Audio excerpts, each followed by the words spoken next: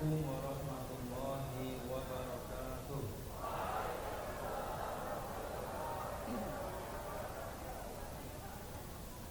Alhamdulillahirabbil alamin.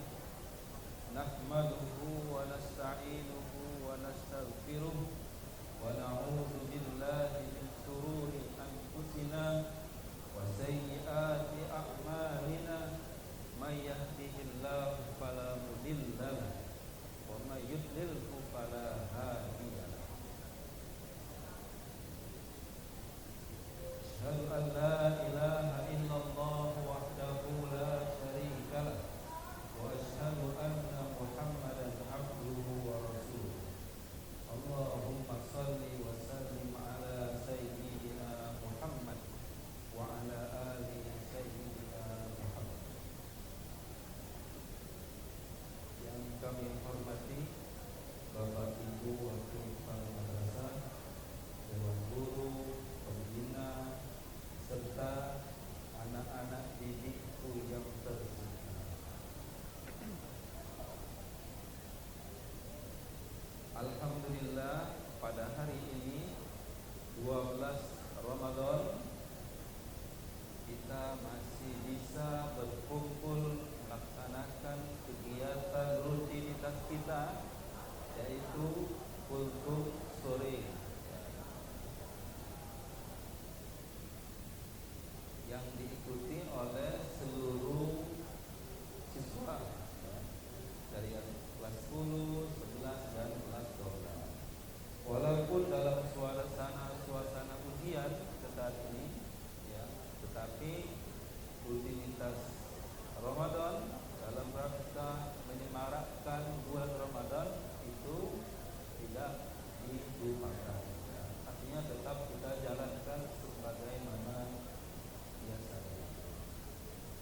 Kebetulan pada sore hari ini materi kita itu adalah hal-hal yang membatalkan puasa. Saya kira sudah tahu semua kan apa saja yang membatalkan puasa itu ya. Karena kalau tidak tahu lucu kan, kita sudah berpuasa 11 hari dan yang sekarang mudah-mudahan sampai yang ke-12 hari. Kalau kita tidak tahu hal-hal yang membatalkan puasa, jadi kita momen sore ini ya mengingat kembali sekaligus mengintrospeksi apakah puasa kita yang sebelumnya itu masuk dalam kategori puasa-puasa orang-orang yang beriman. Ramadan sebagaimana kita ketahui adalah bulan, disebut juga apa itu Ramadan? Kalau ditanya apa Ramadan, satu kata. Ramadan apa satu kata? Satu kata saja. Puasa. Bagus. Apa lagi? Hah? Bulan. Tarawih ya. Puasa, tarawih, Quran ya. Akan disebut dengan Syahrul Quran. Kalau puasa disebut Syahrul Syam ya, bulan puasa. Kalau apa lagi? Tarawih ya, Syahrul Qiyam ya. Ada juga istilah itu. Jadi bulan Ramadan itu adalah bulan puasa, bulan salat ya, bulan membaca Al-Qur'an. Kalau arti Ramadan itu sendiri apa sih? Kalau Muharram kan artinya kan suci ya, bulan yang suci.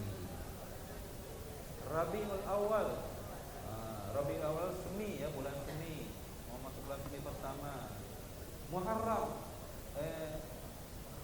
Ramadan, apa Ramadan? Apa arti Ramadan? Ada yang tahu? Hah? Apa? Ayo. Apa makna Ramadan secara bahasa? Hah? Mulia. Panas ya. Jadi Ramadan itu panas, membakar ya. Jadi kalau misalkan berasal dari kata Ra, Mim sama Dhad ya, Ramadan. Ditambahi Ramadan jadi panas yang membakar. Maksudnya itu apa? Apa kaitan dengan bulan suci Ramadan? Kaitannya adalah bulan Ramadan akan membakar, membumi hanguskan semua kesalahan-kesalahan kita. Dari awal sampai akhir itu akan dihilangkan, hapuskan. Itu makna Ramadan, ya. Lalu bulan Ramadan, ya, tentu berbeda pada bulan-bulan yang lainnya. Kita tentu kita sadari, ya, pasti berbeda. Enggak, maksudnya perbedaan yang kegiatan, perasaan kita bagaimana, ya. Kita dalam kondisi lemah, kondisi yang menahan lapar haus, menahan amarah, ya, menahan untuk tidak berbuat maksiat, menahan untuk selalu taat kepada Allah.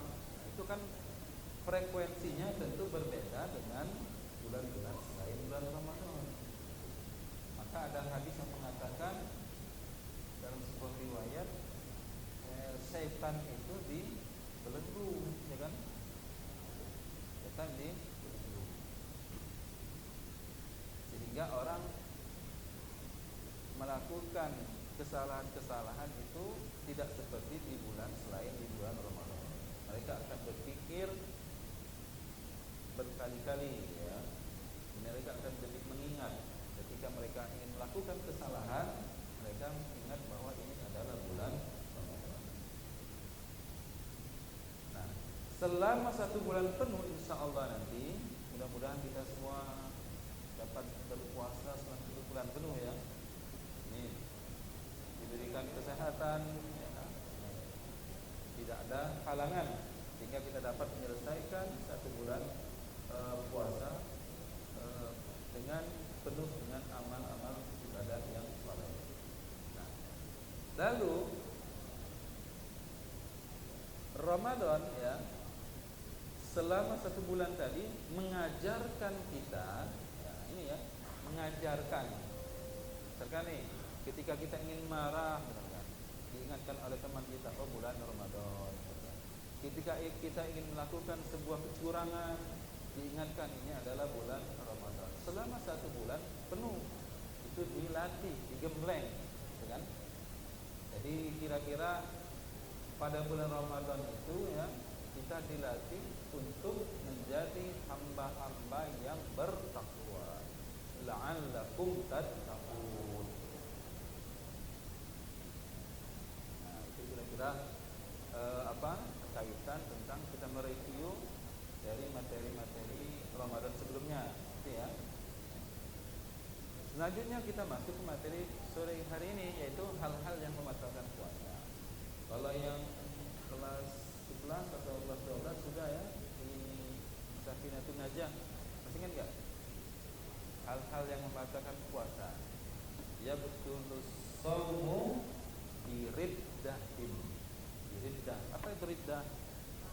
Murtad, keluar dari agama. Wa haidin, ya, haid, wa nifasin, dan nifas, au wiladatin. Jadi pertama itu murtad, keluar agama Islam.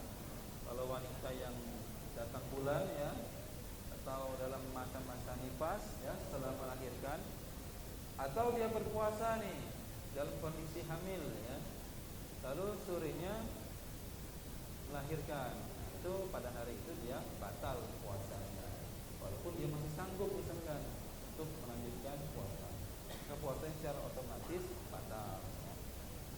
Au jununin wa jununin walau lahzatan, dia hilang akal atau gila walau cuma sebentar, walau lahzatan.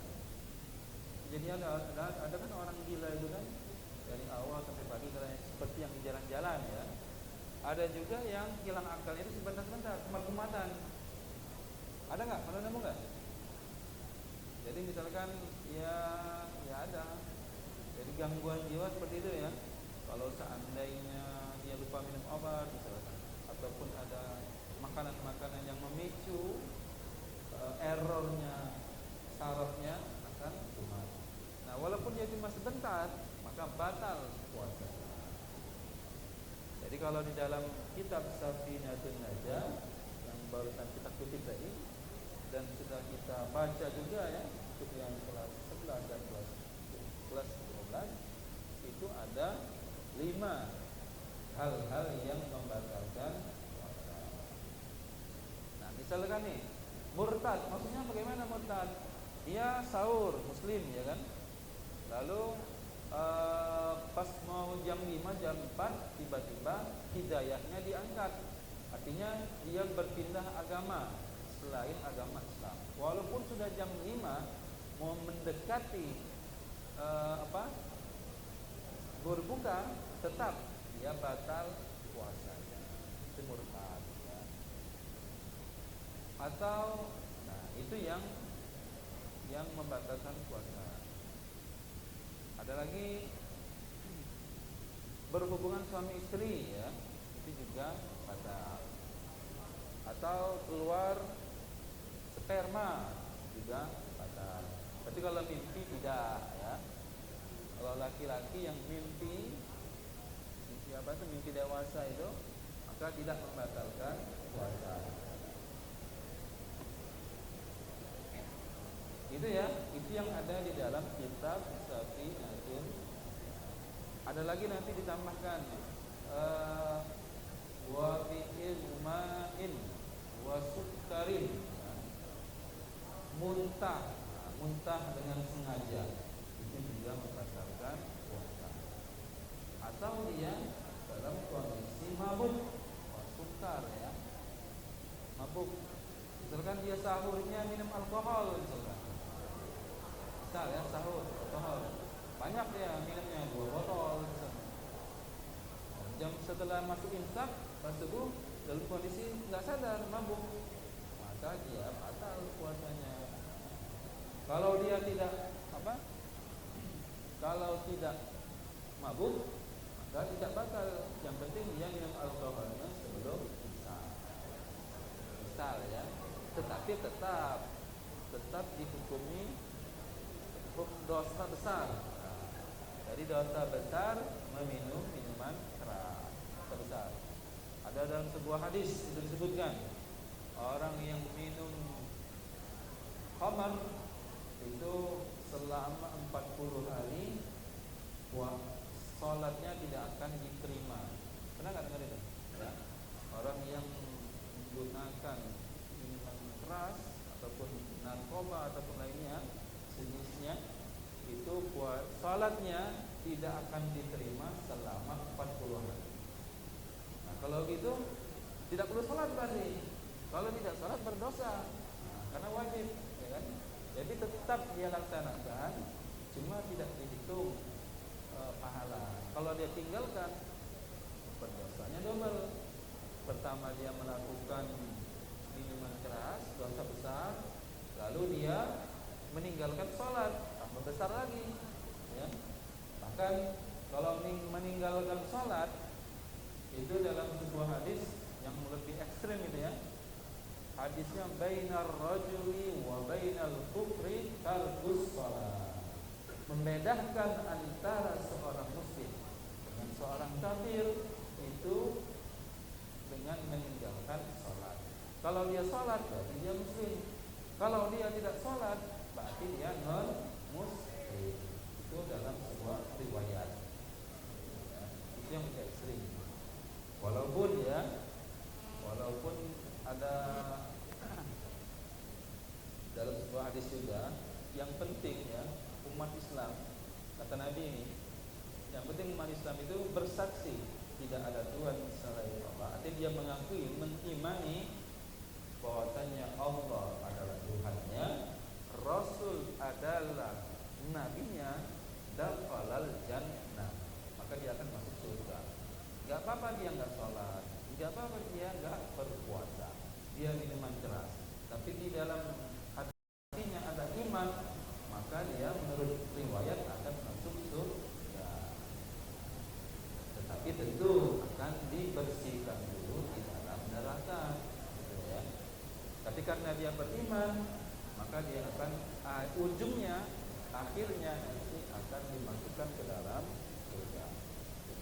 Begitupun sebaliknya, orang yang berbuat baik, ya, dermawan, tetapi dia tidak beriman kepada Allah, tidak beriman kepada Al-Quran, tidak beriman kepada Rasul, maka amal perbuatannya itu dihukumi seperti dalam bahasa Al-Quran, haba'an manthura.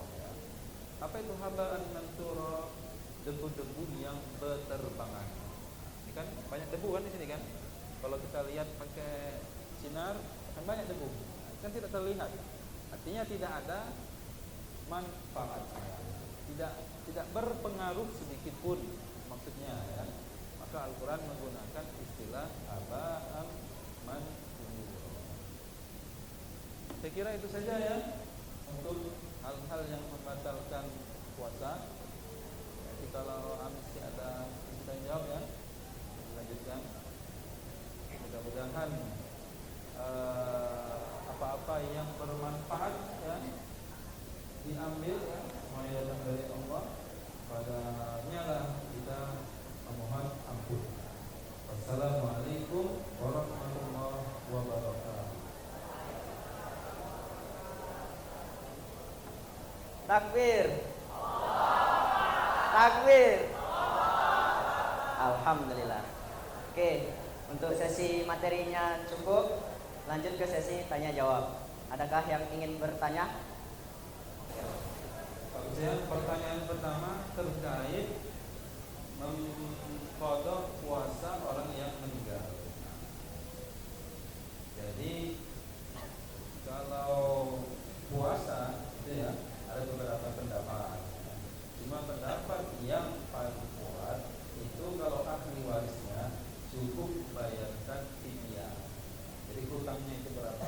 Misalkan ya si mayit tadi punya hutang 20 hari atau 1 minggu, maka dibayarkan saja fidyahnya, tidak perlu digantikan puasa. Itu ya pendapat yang paling kuat. Terus yang kedua tadi tentang itu ya apa? Yang kedua murtad. Iya, benar. Kalau dia murtad, apa tadi murtad itu? Kalau dia misalkan sedang berdiskusi atau membaca sesuatu atau mendengarkan tentang keyakinan agama lain, ya, tiba-tiba di dalam hatinya atau di akalnya itu menerima logika tersebut, ya, tapi tidak sepenuhnya, dia masih ada keimanan, itu belum. Itu baru imannya baru turun saja. Istilahnya itu kan ada iman yang sedang menaik, lagi semangat-semangatnya, ada iman yang sedang turun. Ketika dia turun, itu yang tadi dia goyah, itu ya. Ini dia belum dikategorikan sebagai murtad. Bagaimana kategori seorang murtad? Dia sudah dengan tegas dia keluar dari agama Islam, atau dia tidak mengakui satu Tuhan pun, ateis, itu juga murtad, ya. Tapi kalau dia masih dalam proses ragu, proses ini belum dikatakan seorang murtad. Sama dengan seperti pertanyaan ketiga, kalau dia baru berniat ingin membatalkan puasa, tetapi dia tidak membatalkannya, tidak membatalkan, hanya saja mengurangi pahala puasanya, itu ya, mengurangi pahala puasanya. Dia berpuasa tapi mau berniat membatalkan dan tidak jadi pada puasa, apa itu dia tetap tidak batal puasanya, hanya saja mengurangi pahalanya. Itu kalau dia membatalnya itu dengan alasan haus atau lapar, ya. Tapi kalau kan dia tuh niatin dia mau musafir misalkan. Kalau musafir kan boleh kan tidak berpuasa, ya. Nah, nanti saya kalau pas di perjalanan mau makan, mau minum misalkan. Tiba-tiba pas di perjalanan dia tidak merasa lapar dan haus, akhirnya dia tidak membatalkan. Nah, itu tidak perlu tidak membatalkan puasa dan tidak mengurangi juga pahala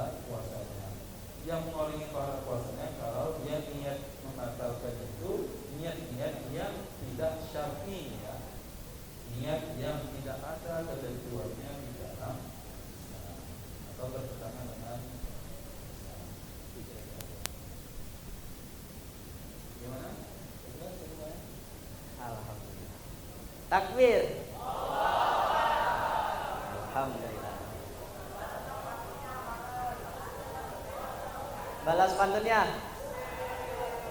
Jalan-jalan ke kota Medan. Habis dari kota Medan ke kota Palangkaraya. Salah, habis ke kota Medan ke kota Malang. Teruntuk Kak Naufal Al-Fatan, pantunmu gacor Kang.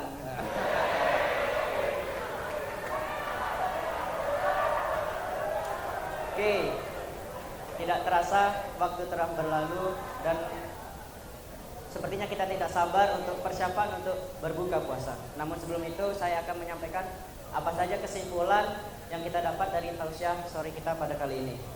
Yaitu kita harus mengetahui hal-hal yang membatalkan puasa agar ibadah puasa kita itu tidak sia-sia dan termasuk kategori puasa orang-orang muslimin yang beriman. Pada bulan Ramadan, bulan ini itu sungguh istimewa dibandingkan dengan bulan lainnya. Oke, untuk hal-hal yang membatalkan puasa sendiri menurut kitab Safinatun Najah diantaranya yaitu yang pertama murtad, yang kedua, ketiga, keempat itu haid, nifas dan wiladah, yang keempat itu gila, yang kelima yaitu gila atau hilang akal kalau walaupun cuma sebentar. Terus yang selanjutnya yaitu berhubungan bagi suami istri, terus keluarnya air mani yang disebabkan bukan karena mimpi basah.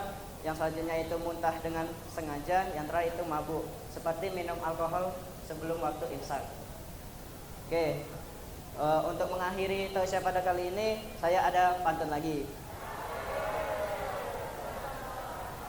Bukber bareng bersama Fali.